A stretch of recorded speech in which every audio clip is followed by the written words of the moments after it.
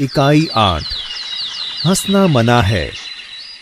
सुप्रभात बाल दोस्तों, कैसे हो? सुप्रभात टीचर। हम अच्छे हैं। बहुत अच्छे। बाल दोस्तों, आप टीवी में कौन कौन से हास्य कार्यक्रम देखते हो? टीचर, हम टीवी में गम्मत गुलाल, हंसी का पिटारा, तारक मेहता का उल्टा चश्मा, हंसना जरूरी है आदि हास्य कार्यक्रम देखते हैं। बहुत अच्छे। बाल दोस्तों, हास्य विनोद हमारे जीवन का अंग है। इससे केवल मन ही नहीं बदलता, जबकि हमारा स्वास्थ्य भी अच्छा रहता है। खुलकर हंसना एक व्यायाम है, इसलिए हमें हंसने का अवसर मिले तो हमें हंस लेना चाहिए। तो चलो बाल दोस्तों, आज मैं आपको हंसी के कुछ चुटकुले सुनाता हूं। 1। चूहा हाथी के पास गया और बोला, हाथी दादा, क्या आप मुझे आपकी लुंगी 2 दिन के लिए दोगे? हाथी बोला, तुम उसका क्या करोगे? चूहे ने कहा, मेरे बेटे की शादी है, उसमें तंबू लगाना है। चलो दूसरा एक चुटकुला सुनो। 2। पहले आदमी ने कहा, पता नहीं लोग महीनों बिना नहाए कैसे रहते हैं। दूसरे आदमी ने कहा, मुझे तो 28वें दिन ही खुजली होने लगती है। पहले आदमी ने कहा, क्या? चलो एक दूसरा चुटकुला सुनो। 3। ग्राहक ने कहा, आपके पास टूथब्रश है?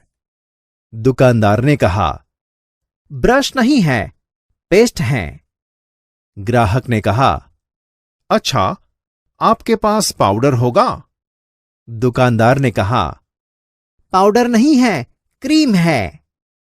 ग्राहक ने कहा, क्रीम नहीं चाहिए, टॉर्च मिलेगी? दुकानदार ने कहा, वह तो कल ही खत्म हो गई, मोमबत्ती है। ग्राहक ने कहा, खैर, ताला तो होना ही चाहिए। दुकानदार ने कहा, है, दूं? ग्राहक ने कहा, जी नहीं, उसे अपनी दुकान पर लगाकर आप घर पर आराम कीजिए। बाल दोस्तों, हंसी आ गई ना? चलो और एक चुटकुला सुनो। 4। 2 दोस्त चुन्नू और मुन्नू आपस में बात कर रहे थे।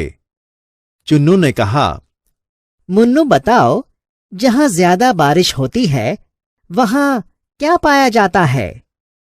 मुन्नू ने कहा, छाता। चलो एक दूसरा चुटकुला सुनो। 5। 3 दोस्त आपस में गपशप लड़ा रहे थे। प्रश्न हुआ कि किसी दिन सोकर उठने पर हमको यह पता चले कि हम लखपति बन गए हैं, तो हम क्या करेंगे?